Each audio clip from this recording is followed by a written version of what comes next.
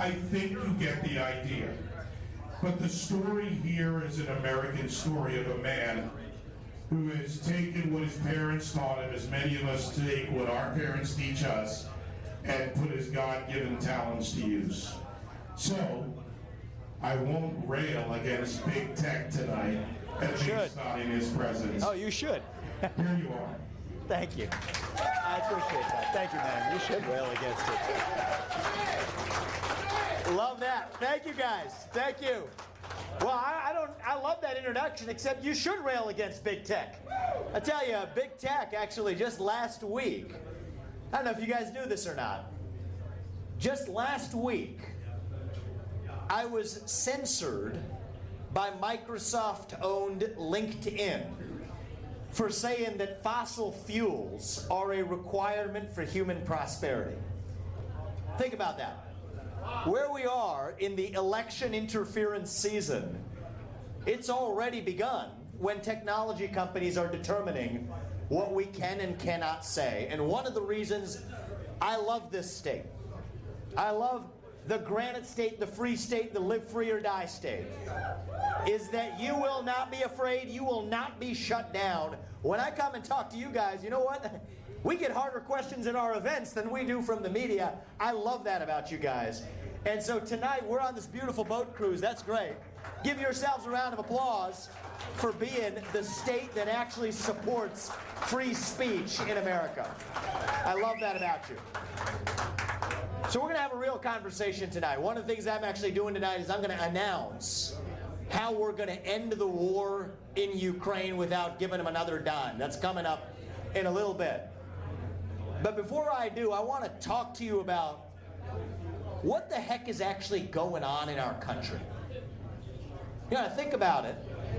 You ask most people my age what it means to be an American today. Just give it a try. You get a blank stare in response. That's the real vacuum at the heart of our national soul. We're hungry to be part of something bigger than ourselves, yet we can't even answer what it means to be an American. When you have a void that runs that deep, that's when the poison begins to fill the void. First poison, wokeness, a new philosophy that says your identity is based on the color of your skin. That if you're black, you're disadvantaged. That if you're white, you're privileged.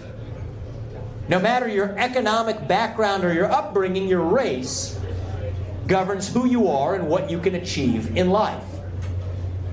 I reject that view, but you know, Congresswoman Ayanna Pressley of the Squad, thank you. I appreciate that. We stand against it. They say that we don't want any more black faces that don't want to be a black voice. We don't want any more brown faces that don't want to be a brown voice. Think about that for a second. When your race goes from being about your skin color to being about the ideas you're allowed to have, then any disagreement with those ideas automatically makes you a racist. And there is no greater damnation in modern America than to be called a racist. So when given the choice between pledging allegiance to this new religion and being tarred with that scarlet R, everyday Americans are choosing to bend the knee. That's what's created this new culture of fear. That's effectively what Don Lemon called me on air, sitting on the set across the table from him at CNN. He said basically that I'm a racist, that I can speak and disagree with him when I have black skin in this country. Now here's the thing, I think we're at a turning point because he got fired after that. That's right. so we're at a turning point. Don't worry, the story's going to end well, but we got to see the problem with clear eyes, right? So over here, you've got this racial religion, right? Now, right around the same time as we got the racial religion, we have a second religion in this country. This is the religion of transgenderism in America, the cult of gender ideology. This one says that the sex of the person you're attracted to is hardwired on the day you're born. It had to be to count as a civil right. But it also says at the same time now, your own biological sex is completely fluid over the course of your life. Now, those two things can't make sense at the same time if you're applying logic. But if you're subscribing to a religious cult, then you can believe these things at the same time. So that's the second religion. You've got the cult of racial wokeism. You've got the cult of gender ideology. And then right around the same time, now we see the rise of a third cult in America. The cult of climatism.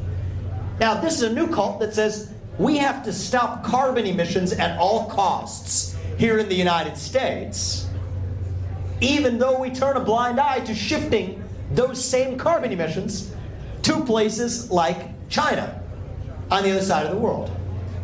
Now, that wouldn't make sense. Now, this is the same cult that would also say that we're against carbon emissions, but we're also against nuclear energy, the best known form of carbon-free energy production known to mankind. So I could go on all night, going after one cult after another, popping up like whack-a-mole, just popping up one place after another. You look, slap one down, you got the wokeism down here, transgenderism over there. Done with the transgenderism, you got the climate cult here. Done with that, you got a COVID religion popping up. Wear the mask, get the vaccine. The real question is what the heck is going on in our country that we see the rise of these different secular religions at the same time? You think that's a coincidence? It is not. It is a symptom of a deeper cancer in America. And that cancer is a void of purpose and meaning at the heart of the American soul. I'll tell you, first personally here, I'm 37 years old. I was born in 1985. I'm the first millennial ever to run for U.S. president as a Republican. Okay? Thank you. I appreciate that. I appreciate that. Thank you. And I'll tell you something about us, millennials, people younger than me too. We're all hungry for a cause. We're hungry for purpose and meaning and identity at a point in our national history when the things that used to fill that void, faith to patriotism to hard work to family, these things have disappeared. That's what leaves that black hole in its wake. And how do you solve that problem? It's not just going to be by playing that game of whack-a-mole, stamping out the wokeism and the transgenderism. It's going to be to fill that hole with a vision of what it actually means to be an American today. So that's the question. What does it mean to be American? We're like on this boat, right? We left a dock. We're running from something. No. Question for us is, what are we running to?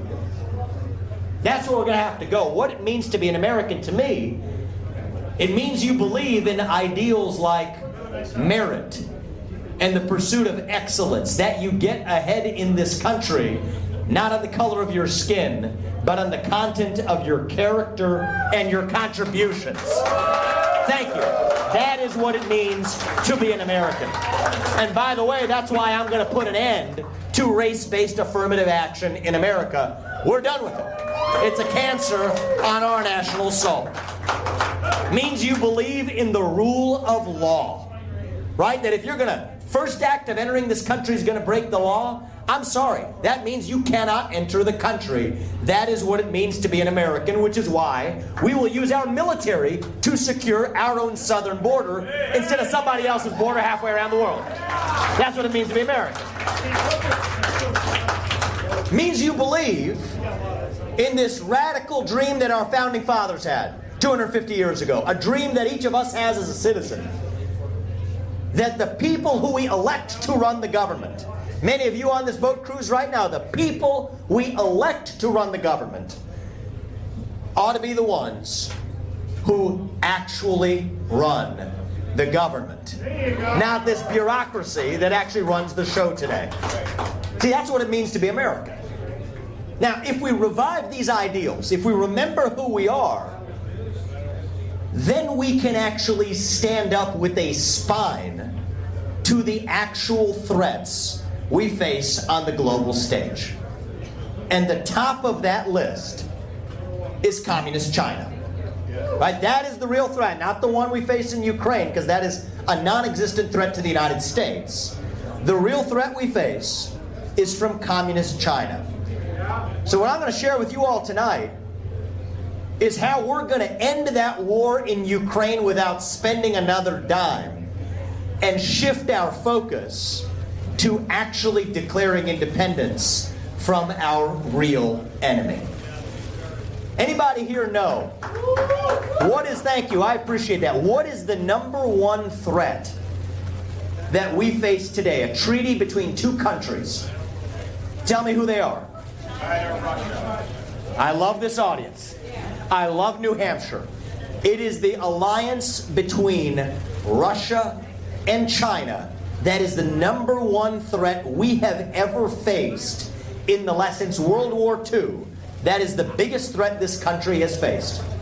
In 2001, the two countries entered a treaty. They said they would each back the other if either was attacked militarily. We were actually turning our attention to that before the two planes hit the Twin Towers on 9/11. Now what happened last year, those two countries took it to the next level. They called it a no-limits partnership between China and Russia. Now, United States, we're way ahead of both of them. But actually, if you look at combining those two countries, now we have a problem.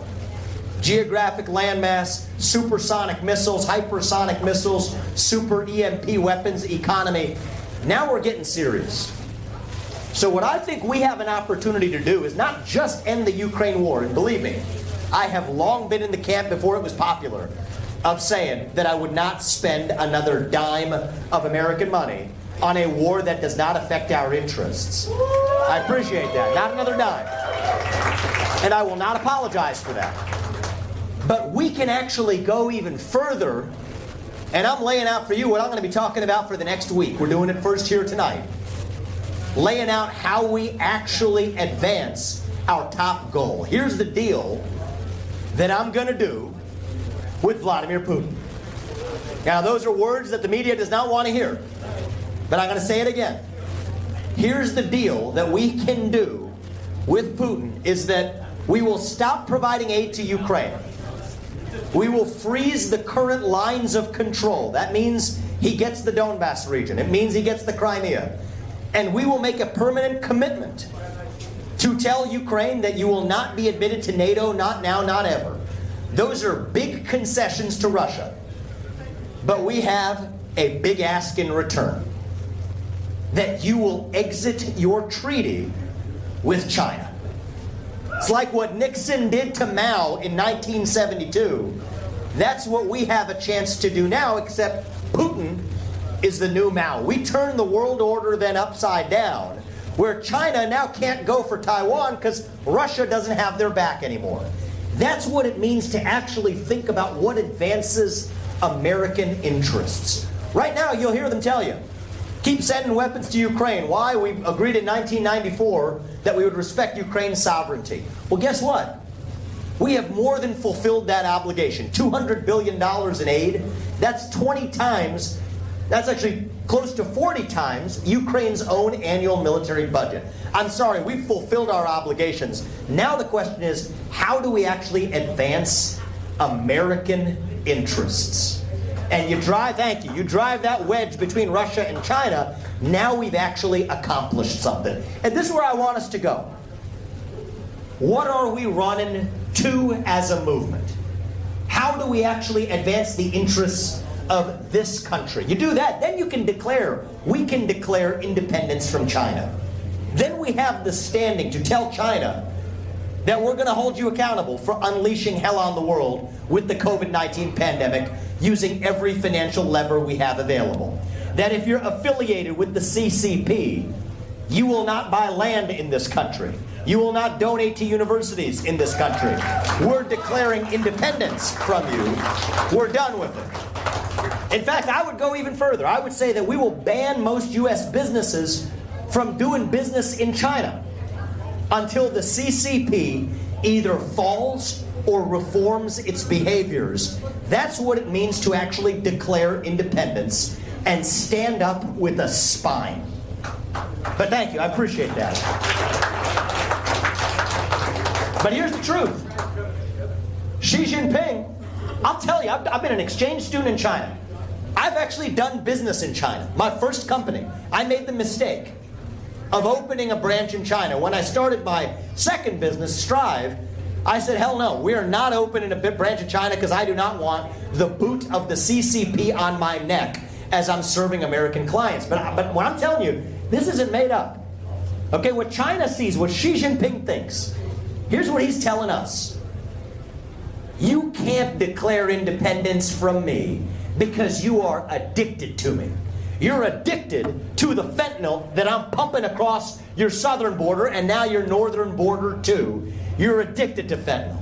You're addicted to the digital fentanyl that I'm pumping into your kids' phones through TikTok and whatever else we send them. You're addicted to the financial fentanyl in the form of the national debt that we are funded. So you just try me and see if you can declare independence. You don't have it in you because you are addicted to me. That is the bluff that Xi Jinping thinks he's calling on us. And so the real question, even for our foreign policy, it isn't even about them. It's about us. Take a long, hard look in the mirror and let's ask ourselves, do we actually have it in us to make the trade-offs, to stand with the spine? Yes, to make a short-run sacrifice to declare independence from our enemy. I think we do. I think we will. But that isn't up to him. That is up to us in this country. Tell you something. I grew up into a generation, the last 20, 30 years in this country, into a generation where we were taught to celebrate our diversity and our differences, so much that we forgot all of the ways we are really just the same as Americans, bound by a common set of ideals that set this nation into motion 250 years ago in places not that far from where we are today.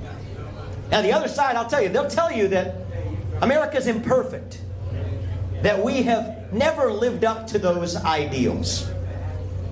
You know what I tell them? Deep down somewhere in there, I'll admit it, you're right. We've never actually been perfect. America is not a perfect country. You know what we are? We're a nation built on the pursuit of perfection. You know what? Our worst hypocrisy, that's who we are. Our worst hypocrisies are our best evidence that we have ideals at all. Notice how nobody ever calls China a hypocrite. Nobody ever calls Iran a hypocrite. You want to know why? Because even to be called a hypocrite, you had to have ideals in the first place. You know what we are? We're a nation built on the pursuit of perfection, and we're not gods, we're not angels, we are human beings. So anytime a group of human beings comes together to pursue a set of ideals, we will always fall short of those ideals, but we as Americans will still keep pursuing them. We will not apologize for it. We will stop just celebrating our skin-deep differences and start to celebrate again what binds us together across those differences. E pluribus unum. From many, one. That's the dream that won the American Revolution. That's the dream that reunited us after the Civil War. That's the dream that won us 2 world wars and the Cold War. That's the dream that still gives hope to the free world. And if we can revive that dream over group identity and victimhood and grievance, then nobody in the world, not a nation, not a corporation, not a virus is going to defeat us. That's what American exceptionalism is all about. And I promise you, that is what we together are going to revive to save this great nation. Thank you all. God bless you. God bless New Hampshire. God bless our United States of America. Thank you. I appreciate you guys. Thank you, man. I appreciate it. Thank you. We'll hang around talking to everybody. I appreciate it. Thank you. Thank you. I appreciate it, man. Thank you. Thank you. By the way, for I the appreciate record, that. before Thank you leave, Thank you. well, leave the front anyway. You're not leaving the No, boat. we're on the boat. Stay on the boat. In 2010, Don Lemon spent 8 minutes and 34 seconds trying to get me to admit live on television that the Tea Party was racist. Didn't work for him then either. Give that up, my man. I appreciate that. And as just another white guy, if you were Reva Martin, let me tell you, white privilege is great. I get up, I go to work every day, I come home and I say they didn't pay me more. There's a lot of fun to be had tonight. Both candidates, their teams, others will be here. Your state representatives. Those of you that have been on the cruise before know this.